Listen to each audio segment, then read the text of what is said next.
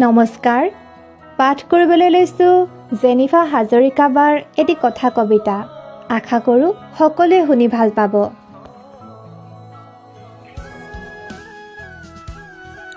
মই তোমাক ভাল পাওঁ। প্ৰেমৰ প্ৰস্তাৱ দিয়াৰ পিছতো কিয় বাৰে বাৰে প্ৰত্যাখ্যান কৰিছা তুমি? তুমি চাব বিচাৰিছা নেকি মই কি কৰিব পাৰোঁ? কিন্তু মোৰ ভুল কি? তোমাৰ ভুল নাই, কিন্তু তুমি মোৰ প্ৰেয়সী। প্ৰেমৰ সংজ্ঞা এনেকুৱাই নি? শুকুৰা মেঘ যেতিয়া গলে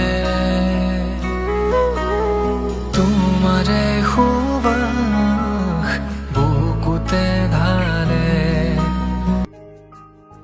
নিৰুপায়ো এক উপায় হৈ পৰে যেতিয়া কথাবোৰ বুজি নোপোৱা হৈ পৰে।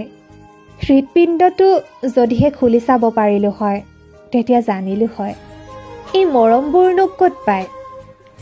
সপোনবোৰ যদি সঁচা হ'লহেঁতেন তেতিয়া বাস্তৱবোৰো যে কিমান ধুনীয়া হ'লহেঁতেন।